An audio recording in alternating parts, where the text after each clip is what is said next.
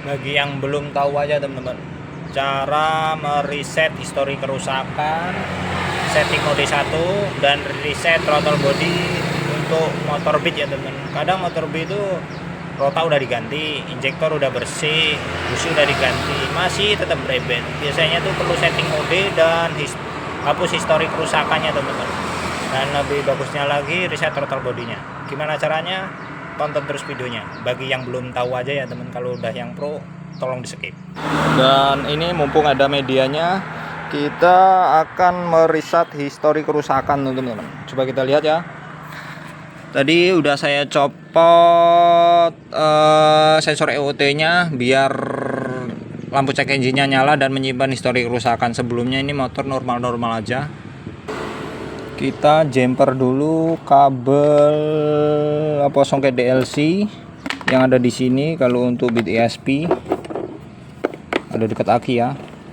Yang kita jumper itu kabel warna hijau dengan kabel warna hijau dan kabel warna coklat dengan kawat aja teman-teman, yang sederhana.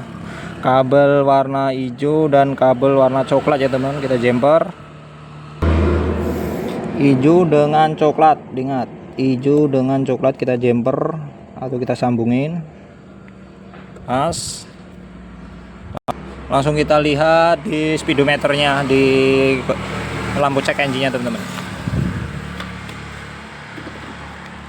Ini kalau umpamanya menyimpan kode kerusakan, lampu cek engine ini gede-gede ya teman-teman. Kalau kita kunci kontak on 1 2 3 4 5 6 7 ini banyak sensor EOT tadi udah kita lepas sensor EOT nya 1 2 3 4 5 6 7 tadi. Cara menghapusnya yaitu kita kunci kontak off dulu dan kunci kontak off. Kabel DLC, kabel warna hijau sama coklat kita jumper. Kita kunci kontak on untuk meresetnya. Kita hitung 1 2 3, cabut songket DLC nya, hitung 1 2 3, sambung lagi kabel warna hijau sama coklatnya. Kita kunci kontak off. Kalau umpamanya berhasil untuk menghapus kode kerusakan, kita kunci kontak on lagi. Ini tidak berkedip alias menyala atau melotot teman-teman. Kita kalau berhasil ya teman. Nah, ini berhasil. Berarti kita berhasil untuk menghapus histori kerusakan. Setelah itu kita akan mereset mode 1 dengan cara masih sama kabel warna hijau sama coklat kita jumper. Kita kunci kontak off. Kita gaspol. Kita gaspol ya teman-teman. Dan kita kunci kontak on. Nunggu lampu cek engine-nya ini berkedip teman-teman. Setelah berkedip nanti kita gas, lepas gasnya. Lepas. Nunggu sampai berhenti. Kedip sekali lagi. 1.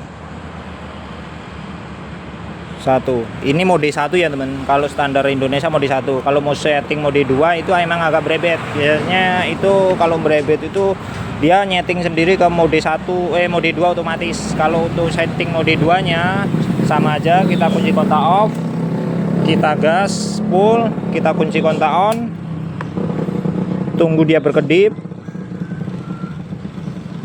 Nah, lepas gasnya, tarik lagi, lepas gasnya. Setelah ini dia kedip 2 kali. Nah, 2 kali kan, sekali lagi coba lagi.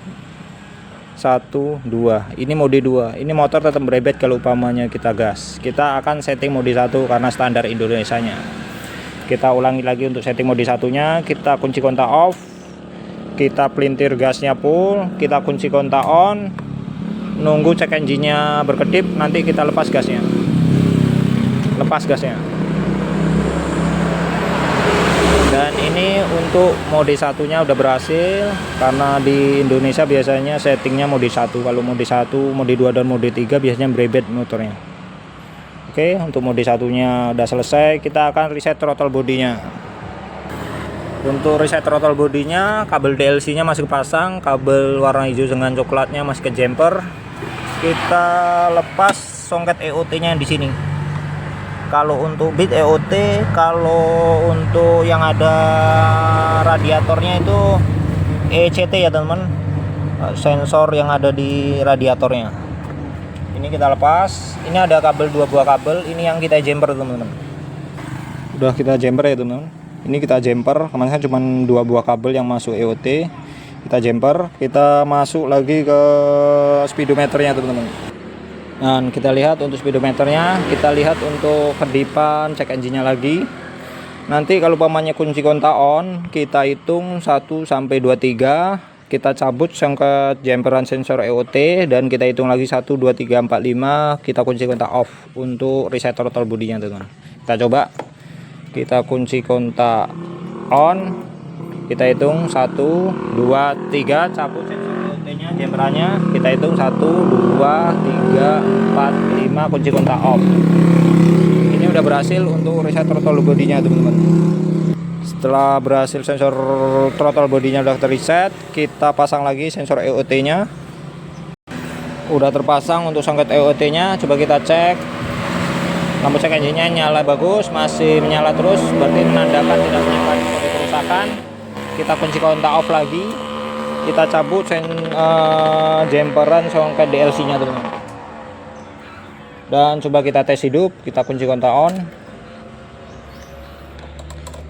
Kita start. Dan ini menandakan sudah berhasil untuk menghapus histori kerusakan. Reset mode 1 dan reset throttle bodinya sudah berhasil. Oke, gitu aja teman-teman untuk cara menghapus histori kerusakan, setting mode 1, mode 2 dan reset throttle bodinya untuk di ESP. Biasanya motor yang